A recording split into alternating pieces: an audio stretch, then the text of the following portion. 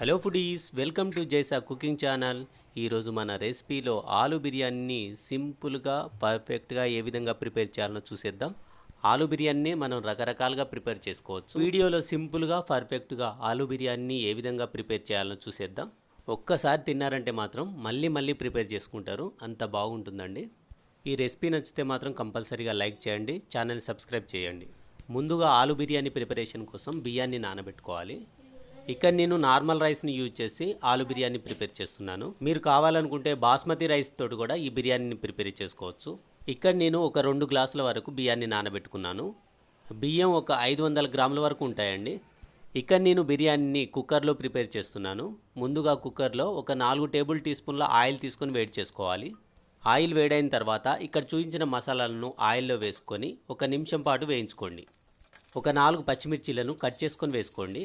ఒక medium size ఉల్లిపాయను కూడా సన్నగా కట్ చేసుకొని వేసుకోండి. ఒక హాఫ్ టీ స్పూన్ జీలకర్ర కూడా వేసుకొని ఒక 2 నిమిషాల పాటు వేయించుకోవాలి. ఉల్లిపాయ ముక్కలను ఒక 2 నిమిషాల పాటు వేయించిన తర్వాత టమాటా ముక్కలు వేసుకోండి. ఒక 2 లేదా 3 మీడియం సైజు టమాటాలను కట్ చేసుకుని వేసుకుంటే సరిపోతాయండి. 1 టీ స్పూన్ అల్లం వెల్లుల్లి పేస్ట్ కూడా వేసుకొని ఒకసారి బాగా కలుపుకోండి.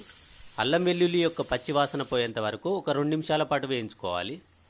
ఇప్పుడు ఒక 2 మీడియం సైజు ఆలుగడ్డలను సన్నగా పొడుగ్గా కట్ చేసుకుని వేసుకోండి.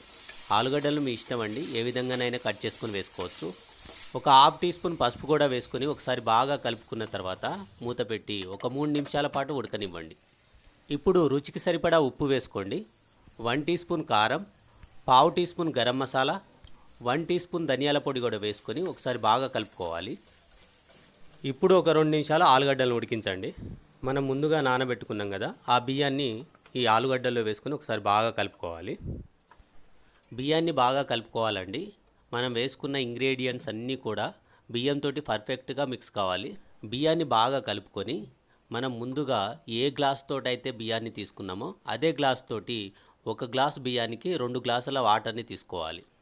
ఇక్కడ నేను 2 గ్లాసుల బియ్యాన్ని తీసుకున్నాను. 2 గ్లాసుల బియ్యానికి గాను 4 గ్లాసుల వాటర్ని యాడ్ చేసుకోవాలి. కొత్తిమీరను కూడా సన్నగా కట్ చేసుకొని వేసుకోండి. ఇప్పుడు ఒకసారి టేస్ట్ చూడండి. ఒకవేళ ఉప్పు సరిపోకుంటే మాత్రం ఇంకా కొంచెం ఉప్పుని యాడ్ చేసుకొని బాగా కలుపుకోవాలి. ఇప్పుడు కుక్కర్ మూత పెట్టి స్టవ్ని హై ఫ్లేమ్లో ఉంచి ఉడికించండి. 1 విజిల్ వచ్చేంత వరకు స్టవ్ని హై ఫ్లేమ్లో ఉంచి ఉడికించండి. ఇప్పుడు స్టవ్ని మీడియం ఫ్లేమ్లో పెట్టండి.